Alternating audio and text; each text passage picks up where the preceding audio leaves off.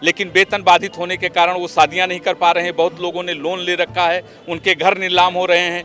आदरणीय बंसल जी के कहने पे हम लोगों ने पूरे तन मन धन से एमएलसीओं को जिताने का काम किया। किस कारण से हम लोगों का वेतन नहीं मिल पा रहा, आज तक हमारी बात समझ में नहीं आई। कहीं नदी नाले में कूद करके अपने जान को दे दूं, जो हमारे समक्ष विराट समस्या खड़ी है वो देखी नहीं जाती है। जब बेटियां रोती हैं, चूल्हा अगर जलेगा उस दिन हो सकता है भोजन अगर बनेगा तो अबीर से नहीं अपने राख से अपने मित्रों का और अपने तिलक करूंगा। अबीर तो खरीदने का हमारे पास पैसा नहीं है। इस वक्त हम भारतीय जनता पार्टी के कार्यालय में मौजूद है। हमारे आसपास आप देख रहे हैं बड़ी संख्या में लोग मौजूद हैं। ये कोई पार्टी के कार्यकर्ता नहीं है, ना ही त्रिपुरा और नागालैंड की जीत का जश्न मनाने आए हैं, बल्कि ये यहाँ पर अपनी बात कहने आए हैं। ये तदर्थ शिक्षक हैं जिनकी संख्या लगभग 1400 से 1500 बताई जा रही है। और क्या कुछ समस्या है, ज़्यादा बातचीत करेंगे हम। क्या नाम है आपका? राजमणि सिंह। अच्छा राजमणि जी, बड़ी संख्या में आप लोग बीजेपी कार्यालय आए हैं, क्या कुछ मांगे हैं?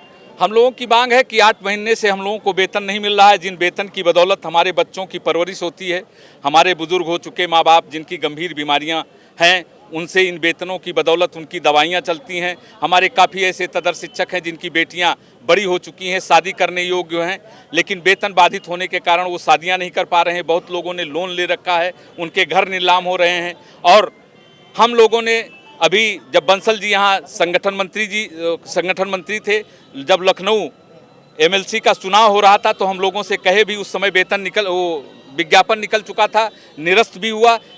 आदरणीय बंसल जी के कहने पे हम लोगों ने पूरे तन मन धन से एमएलसीओं को जिताने का काम किया।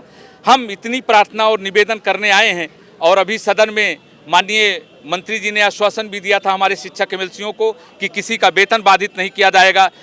सरकार तो कहती है कि आपके साथ कोई अन्याय नहीं होगा, आपका सम्मानजनक वेतन भी मिलेगा, आपकी सेवाएं भी सुरक्षित रहेगी। दुख इस बात का होता है इस सरकार में जो भी डीआरएस हैं और जो डायरेक्टर हैं, किस कारण से हम लोगों का वेतन नहीं मिल पा रहा, आज तक हमारी बात समझ में नहीं आई। जी सवाल है कि संबंधित मामले को लेकर आपका शिक्षा मंत्री और डायरेक्टर आपके संबंधित विभाग से बात हुई, क्या कोई आश्वासन मिला उधर?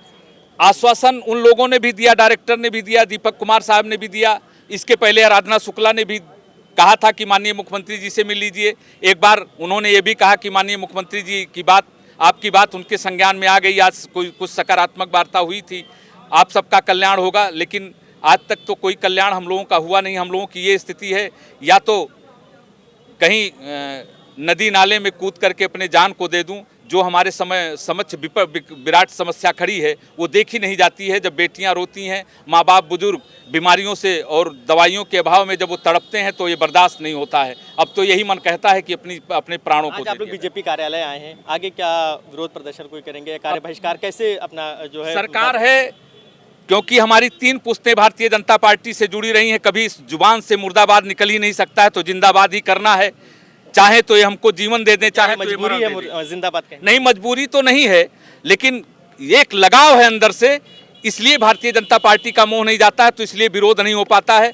लेकिन ये हम जब समस्याएं बढ़ जाएंगी और हम लोग कम से कम 25 लोकसभा को, आज हमारे पढ़ाए हुए छात्र, वो जो है बीडीसी हैं, सम्मानित गांव के प्रधान हैं, हमारे जिला पंचायत सदस्य हैं, वो लोग कहते हैं कि गुरुजी एक बार आह्वान करिए तो हम लोग जो कहिए सो करने को तैयार हैं। लेकिन हम लोगों ने विनती प्रार्थना की है, क्योंकि हम लोग राष्ट्रवाद को देखते हैं, राष्ट्र की तरफ जब देखते हैं तो भाजपा से अच्छी पार्टी कोई नहीं दिखती, इसलिए विरोध का मन नहीं कहता, क्योंकि पेट अलग है और राष्ट्र अलग है। क्योंकि राष्ट्र रहेगा तब हम भी रहेंगे। एक सवाल और है कि आगामी दिनों में होली का पर्व है, 8 महीने से वेतन आप लोग का नहीं आया, कितनी मुश्किलों का और सामना भी करना पड़ सकता है? हाल ही में अभी महंगाई, क्योंकि सिलेंडर के दाम बढ़े, उसका भी असर जाहिर सी बात है जेब पे पड़ेगा।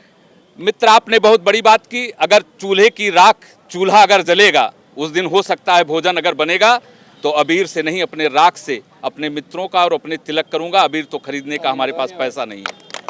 साफ तौर पे एक ये दर्द देखा जा सकता है। ये तमाम वो शिक्षक हैं जो 1500 की संख्या में है, भारतीय जनता पार्टी कार्यालय पहुंचे अपनी बात रखने के लिए। अब देखने वाली बात ये काफ़ी अहम है कि होली से पहले इन्हें वेतन की खुशी मिलती है या फिर इनके हाथ मायूसी लगेगी। सवाल है, तदर्थ शिक्षक आए हैं, 8 महीने से उनका वेतन नहीं आया, आगामी दिनों में होली का त्यौहार है, तो उसको क्या बात करेंगे, समस्या का समाधान? देखिए, मुख्यमंत्री लगातार उनकी चिंता कर रहे हैं और आप देखिए निश्चित रूप से बहुत जल्दी उनका परिणाम आएगा। उत्तर प्रदेश में कोई आंदोलन करे, मुख्यमंत्री जी इसकी नौबत ही नहीं आने देते हैं और उसका परिणाम जल्दी सामने आएगा। शुक्रिया भाई। वीडियो जर्नलिस्ट विराज खान के साथ फरीदुल हसन, #भारत न्यूज़, लखनऊ।